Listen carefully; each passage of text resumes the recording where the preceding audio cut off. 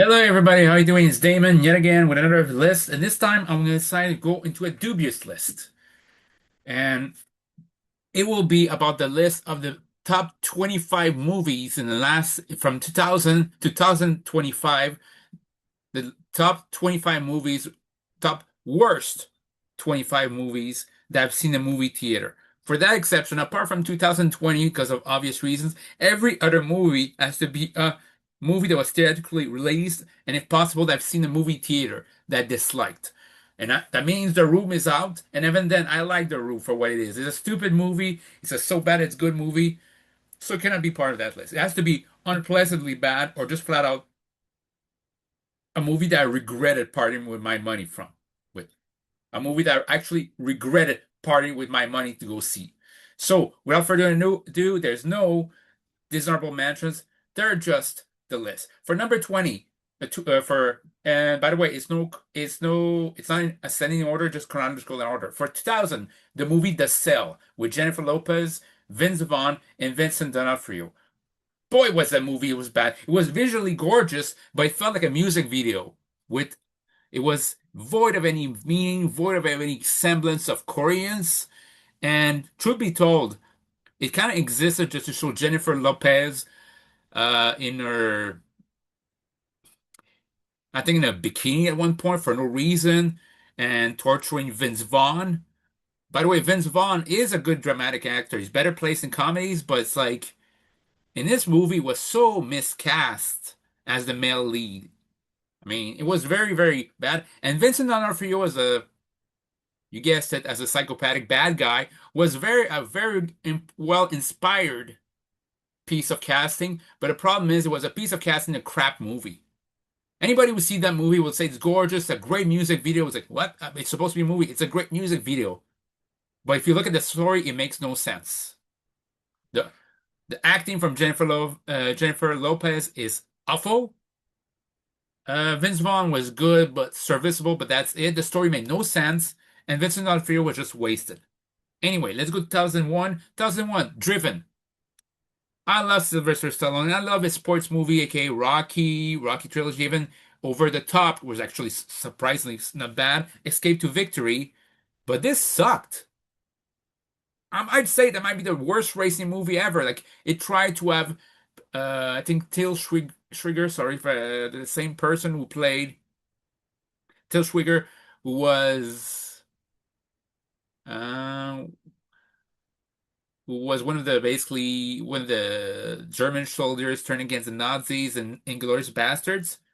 Yeah, he was in a movie playing basically who was supposed to be a carbon copy of Michael Schumacher, and Jimmy Sampson, Jimmy Simpson, I'm not sure, was basically portraying a guy who was supposed to be Jacques Villeneuve. It was basically like, and Burt Reynolds was in this movie, and Joe Tanto was basically supposed to be the guy helping Jimmy Sampson. Boy, that movie sucked. And it's like it didn't stick to what it was supposed to originally be portrayed. It's supposed to be basically Till was supposed to be the bad guy, the Michael Schumacher was supposed to be the bad guy in the movie, then he wasn't. Then it became a romantic drama between this romantic love triangle, in which case between Jimmy Simpson, Till's character, and Estella Warren's character, and Burt Reynolds was like the mentor of the mentor. So basically, and only Gina Gershon, being the ex-wife of the Michael Schumacher, okay, or sorry, the ex-wife of Joe Tanto's character was like the bad guy, and even then she had a reason, but it was established that it was so bad. The movie is so bad, it made no sense. And people who complain about this movie should watch a much better Formula One racing movie, and it's called F1 with Brad Pitt. Brad Pitt took a little bit, the F1 movie took a little bit of the blueprints of basically the mentor coming back for one last shot of glory, but did it so much better. How can a movie of 2001 and Driven be one of my worst movies ever, compared to 2025, a movie with a similar premise, and F1 be one of my top three best movie of 2025? By the way, that updated list was coming soon. So yeah, that movie, Driven, 2001, it sucked. Josie and the Pussycats was so much better than this crap. Anyway, Jurassic Park 3 was so much better than this crap. Pearl Harbor was better than this. And Pearl Harbor was like 7 hours long. Anyway, 2002, Star Wars Episodes 2, Attack of the Clones. I think it might just be the most boring Star Wars movie. Not the worst, not the best, this is the most boring. There's only three things I remember that movie. Number one, the chase at the beginning with Anakin and Obi-Wan chasing. I think it was the thieves at the beginning. The middle of the movie with Jango, the battle between Obi-Wan Kenobi and Jango Fett, and the final battle. Everything else, basically the Rosie's level bad acting in terms of the romantic levels between Aiden Christensen and Natalie Portman, which I was deeply disappointed knowing her caliber as an actress. It was so bad. That movie is so bad acting, boring for what Star Wars is supposed to be, and not rewatchable. In fact, of the prequels, people can basically glaze over the prequels, but the only one who's still worth something to me that aged well, the only one of those bunch that aged well was Star Wars Episode 3 Revenge of the Sith. In fact, my preferred way of watching Star Wars would be Episode 3, Rogue One, the original trilogies, and I forget the rest. That's how I choose to watch Star Wars, and I suggest you do it too. But that's number for 2002. 2003, what's my worst movie that year that I've seen in a movie theater? Matrix Revolutions. I know it sucks to say that. It wasn't the worst movie, but such a god awful way to end a good trilogy. Like the first Matrix is instantly rewatchable, and to be honest with you, it didn't decrease quality with this. It became timeless with time. It aged well. It transcends time. The second one wasn't bad, except the stupid, basically the cop-out cliffhanger to be continued ending. But the third one's so bad. It's like it took what we loved about the Matrix and tried to reverse it, and didn't work. So that would be for 2003. I mean, I was close. I was just looking at this. I was close to maybe putting A Man Apart with Vin Diesel, but at the same time, I took it out because it knew what it was supposed to be. Cheese, Vin Diesel movie. Even Dark Daredevil at the time was like, now I could say it's very cheesy, but it did its role for the time. It's a movie of its time. That's it. Now, 2004, the Yu-Gi-Oh movie. I was dragged to see that movie with my then girlfriend at the time. And I have nothing against the Yu-Gi-Oh franchise, but the whole movie played like a RPG battle. It felt like I might as well play an RPG at home. That was the whole movie. There's no story. I fell asleep during that movie. So yeah, I was close to putting Shark Tale because that might be one of the worst anime movies I've ever seen. Well produced, but it's like the fish were creepy in that movie. Like they basically made a fish that really looks like Will Smith, and Angelina Jolie had basically big lips, character had big lips, that Renée Zellweger. And you have, for some reason, they decided to do this in a children's movie. Mind you, I have a Robert De Niro and Martin Scorsese reunion. Kids don't understand why it's funny. I'm expecting Joe Pesci to pop up. Basically, a fish that basically a clownfish to pop up as a joke. It was inappropriate for kids to have that kind of joke because kids don't watch Goodfellas. Anyway, that whole movie was wrong. That was the worst anime movie I've seen. Number 2005, two comic book heroine pictures won for me. Elektra, and the book ended the year, by the way. Elektra and Aeon Flux. Elektra was bad.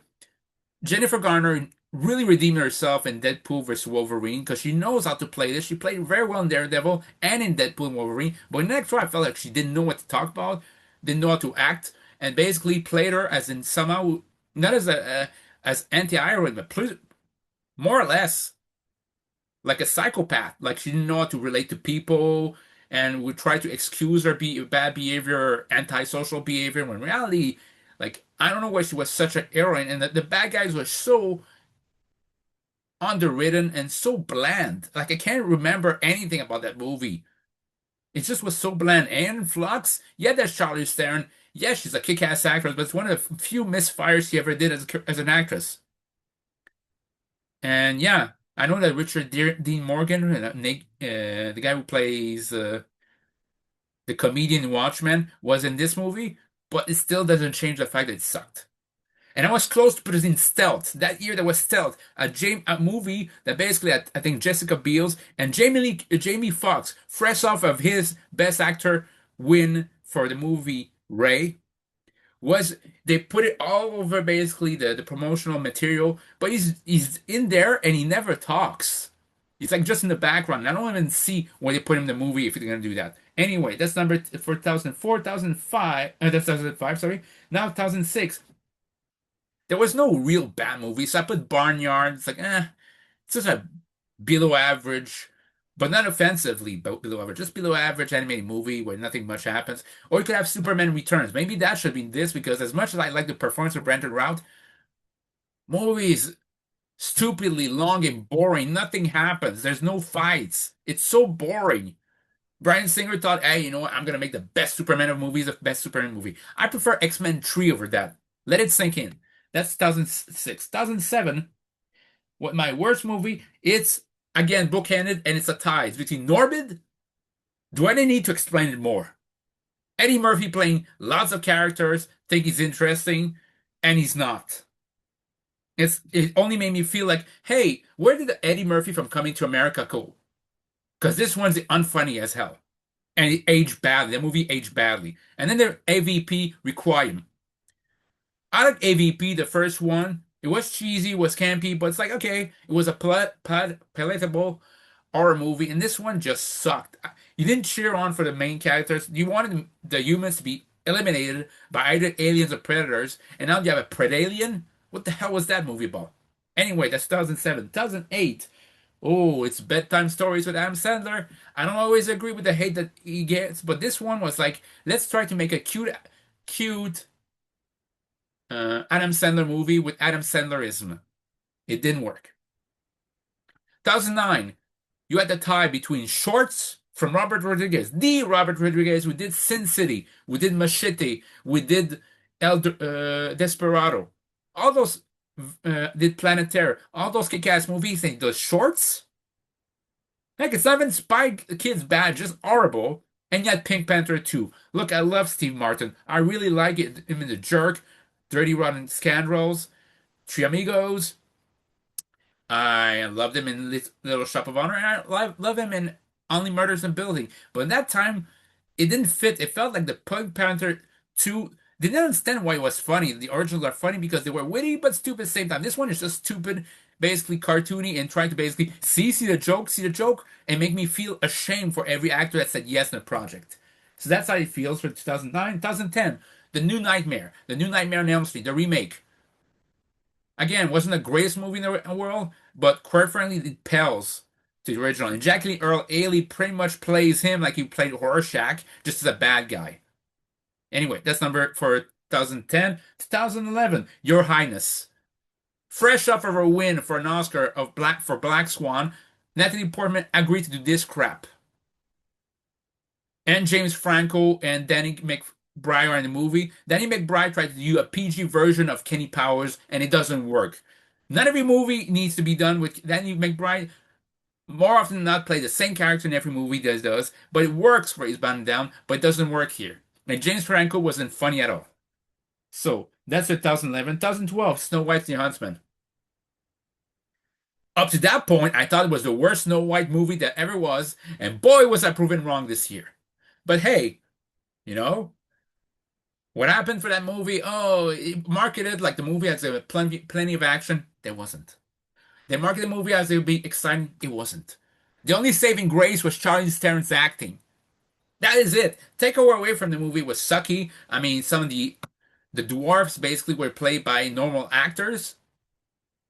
So Snow White 2025 is not the first one to do this. In order for Kristen Stewart's acting, I've heard in an interview now that she complained that our movies aren't well done. Well, maybe they don't. Maybe the reason why your project aren't well done because you don't have the charisma. Maybe you don't set up cinemas.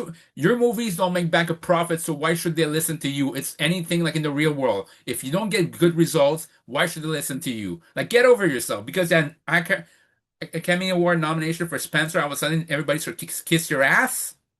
Wake up. Until you get the success that Charlize Theron has, until you get success that Sandra Bullock does, you get you get nothing. You like it. Let's just say that. And it's the only movie, to my announcement, that I've ever walked out of the movie theater from. Keep that in mind. I've watched some crap movies, but I never walked out. Speaking of another crap movie, 2013, Die Hard 5. I love the Die Hard franchise. One, two, Die Harder, Die Hard with a Vengeance, Live Free or Die Hard. But It's a Good Day to Die Hard was bad. And it was during that time when they tried to really shove Courtney down your throat and make it seem like he'd be somebody. And he might be a somebody as an actor, but it didn't work here. So yeah, the whole story was falling apart after 10 minutes at most. Uh, Characters beside John McClane were not basically sympathetic. And the bad guy, you could predict who the bad guy was. They basically said, oh, the father basically, he hired, I think, John McClane for the mission, and it turns out he's a bad guy. It's like, ugh. The whole movie, and it's like at least the movie knew it was bad enough that usually Die Hard movies are like 2 hours, 2 hours, 10 minutes. He knew it was so bad it was an hour, 20 minutes. Yeah, it's that bad. And it's a shame that's the last Die Hard movie. I would have loved to have a sixth one to end the franchise properly, but it's not going to happen. It sucked. Okay? That's for 2013. 2014, I kind of had it. I kind of have to do this. I didn't put a Transformer movies. I wanted to put Transformer 2 Revenge of the Fallen because it's worse than this one. But it didn't fit there. It didn't fit the bill. So now I'm going to put in on uh, Transformers Age of Extinction. Like everything about the scenario felt bad. I mean, Mark Wahlberg played a parody of Mark Wahlberg. It was bloated, 2 hours and 40 minutes. It's Michael Bay stupid stuff, and you expect the Dinobots to come in, but they don't come in at the end. It was so satisfying. I didn't bother to go see the next one, and I went to see all of those movies at the movie theater. And looking at it, Transformers 5 basically did the lowest box office ever. Say what you want about Michael Bay, but he knows how to attract people to go to movie theaters, and he couldn't for Transformers 5 because of this crap in Transformers 4: Age of Extinction. That's 2014, 2015 Trainwreck. Again, Hollywood and Judd Apatow tried to force feed us Amy Schumer, a bad comedian who steals the other people's jokes. What's next? Our Carlos Mencia movie? Bill Hader is the eye of this movie, as well as John Cena and LeBron James. Everybody but our character. And Tilda Swinton was hilarious in her roles. Everybody but the main character was good. Amy Schumer could go suck a lemon. She sucks as an actress, and the fact she's trying to blame everybody else for her, she needs a good long look in the mirror. She's not that funny. She stole jokes, and good riddance. I don't want to see her again. And Judd Apatow, can you go back to making good movies like 40-Year-Old Virgin, Knocked Up? Movies are actually at 1 hour 50 minutes, and not 2 hours and 30 minutes like Funny People, which lost the plot after an hour and a half. Can you do that, please? Thank you. 2016, this is Suicide Squad. What else can I say? Story didn't make any sense. I like Will Smith's performance as well. Joey Kinnaman as Rick Flag, which isn't mentioned enough, and Margaret Robbie as Harley Quinn. Jared Courtney actually has his first okay role as Captain Boomerang, but the Joker, Jared Leto's Joker, is the worst thing that ever exists. Cinematographic, what that is. I mean, seriously, man. When you make Tommy Lee Jones' performance as Two-Face better than yours, you have a problem. In fact, what did Jared Leto do? Basically in the last 10 years, he lost any goodwill he had that he got from winning an Oscar for Dallas Buyers Club. I mean, he did Tron Ares awful. He did Morbius awful. He did an awful version of House of Gucci. He played basically a creepy Mario, and he does this. Wherever Jared Leto is, remember that you suck. You're not good enough to sniff Heath Ledger's crap. So yeah, that's for Suicide Squad. 2017. What's my worst movie there? Alien Covenant. Like take a good movie like Prometheus, Wet Promise. Let's try to make it so alien-like because we want to explain stuff that we don't know about. Oh, and by the way, I've David produced one of the most unintentionally funny line ever and made me completely lose any interest in that movie. And you know which one? There's nothing else I can say about that. It's not a painfully bad movie, but it's a movie that basically makes you not want to see it again. 2018, Jurassic World Fallen Kingdom. I talked a lot about this movie, and sure, there might have been other movies that are not pleasant that year. However, the clone thing at the end, the fact that it's basically a straight to DVD movie with a budget. That's how I always classified it. A straight to DVD movie with a budget, and the Callie character got on my damn nerves. And why oh why, after she liberated the dinosaurs at the end, the dangerous dinosaurs at the end, for no reason, because they're clones like her, nobody thought it was a good idea to maybe have a dinosaur eater. Why couldn't we have done that? Such double standard BS there. So whatever. That's 2018, 2019 Glass. How do you follow up the great Unbreakable and the potentially co-favorite Split? I don't know. Let's make a movie about the other character Glass and make sure in that one not only we portray every character we portray in that trilogy, but make sure that it's anti-fulfilling. It's non-fulfilling. We kill off every character in a very unfulfilling way. We kill off Bruce Willis' character by having an extra drawing him in a puddle. We're gonna have Kevin be killed by a bullet, despite the fact he's established as a 24th personality as a beast. Kill him off like this, and Laz dies. Oh, to establish Sarah Paulson, the psychologist, as the real bad guy, which we already know for this. And there's not even a big final scene there, big final battle. It was just all for naught. It's Night Shyamalan not knowing how to write an ending and pretty much trying to troll the audience. Well, it worked against him. Who cares? 2020, Coffee and Kareem. Man, I really hate that movie. I haven't seen a movie that unpleasant in a long time. It's like you think Ed Helms playing a pushover cop. You think basically by the end of the movie he would fight against his corrupt uh, colleague played by Betty Gilpin from Glow, who plays a great and annoying antagonist. But you think she's gonna get shut up by Ed Helms, but no, it's Tara G.P. Hansen who has to do it. And the kid was insufferably bad. Like, he got nothing bad in the movie. Like, the whole movie was one of the worst movies I've ever watched. Again, it's exceptional because it's during 2020. But if it was a movie theater, it would have bombed and would have deserved to. 2021, Venom 2. It's not offensive. I mean, I like the performance in the movie. Tom Hardy's always great. Woody Harrelson's good. Uh, Naomi Harris was great as Shriek, but it just was so forgettable. It's like an hour 30 minutes. It's in and out, and it's out of your mind. It's like okay. So it's not really that it's bad. It's just forgettable. It's the most forgettable movie in the movie theater I've seen that year. 2022. There were two movies on that list. Tie again, Jurassic World Dominion. Nothing happened. It wasn't really about the dinosaurs, and Callie didn't. Callie was not eaten by the dinosaur at the end. Only the people who were eliminated in that movie were the main bad guy in one dinosaur. That's it. What's the hell is the point of that? So yeah, and Blonde. Boy, did they try to market Marilyn Manson as a tragic victim. No, she wasn't.